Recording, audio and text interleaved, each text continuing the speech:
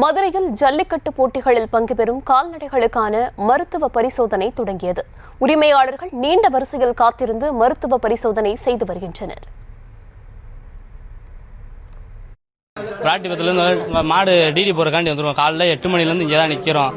இப்போ எங்களுக்கு என்னடா மாடுக்கு டோக்கன்லாம் ஆன்லைனில் வருது, அதான் ஆன்லைனில் ரத்து பண்ணுங்க. அது மட்டும் பண்ணால் போதும் நம்மளுக்கு. நம்ம மாடு 2 வாடி வாசல் அவுத்துருக்கோம். டோக்கன் இல்லாமல் வேற எங்கேயும் அவுக்க மாட்டாமல் இருக்கு.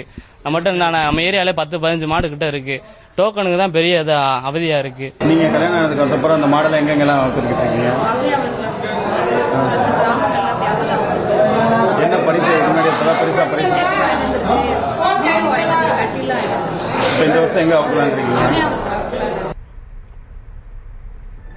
ஜல்லிக்கட்டில் பங்கு பெறும் கால்நடைகளுக்கான பரிசோதனை நடைபெற்று வருகிறது. விவரங்களை தர இருக்கிறார் செய்தியாளர் நவநீத கிருஷ்ணன். வணக்கம், விவரங்களை வழங்கலாம்.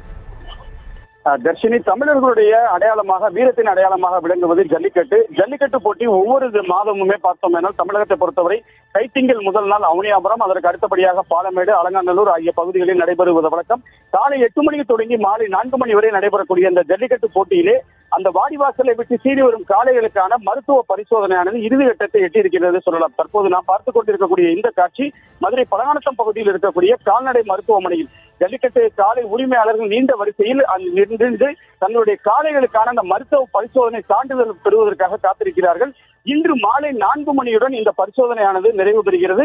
மாலை 5 மணியிலிருந்து நாளை மாலை 5 மணி வரையில் மாவட்ட நிர்வாகம் மூலமாக கொடுக்கப்பட்டிருக்கக்கூடிய அந்த ஆன்லைனிலே பதிவேற்றம் செய்வதற்கான வழிமுறைகள் கொடுத்திருத்தக்கது தர்ஷினி. குறிப்பாக madurai.nic.in என்கின்ற வலைதளத்திலே இவர்கள் கால்நடை மருத்துவரிடம் பெறப்பட்ட மருத்துவ சான்றிதழ், அதாவது ஜல்லிக்கட்டு போட்டியிலே பங்கு பெறக்கூடிய அந்த காளையுடைய உயரம், அதற்கு வேறு ஏதேனும் காயங்கள் இருக்கிறதா, அது நாட்டினம் மாடுதானா, அதனுடைய வயது உள்ளிட்டவைகளை பரிசோதனை செய்யப்பட்ட பிறகு அந்த தரப்படக்கூடிய அந்த மருத்துவ சான்றிதழுடன் அதில் பதிவேற்றம் செய்யப்படுபவர்களுக்கு டோக்கனானது ஆன்லைன் மூலமாக விநியோகம் செய்யப்படக்கூடிய வேலைகளை இறுதி கட்டத்தை எட்டியிருக்கக்கூடிய நிலையில் அனைத்து கால்நடை மருத்துவ பரிசோதனையிலும் ஜல்லிக்கட்டு மாடு காளை வளர்க்கக்கூடியவர்கள் அந்த காளையுடன் இருக்கக்கூடிய புகைப்படம் உள்ளிட்டவைகளோடு சேர்ந்து மருத்துவ சான்றிதழ் பெறக்கூடிய ஒரு காட்சியை நம்ம தர்ஷினி.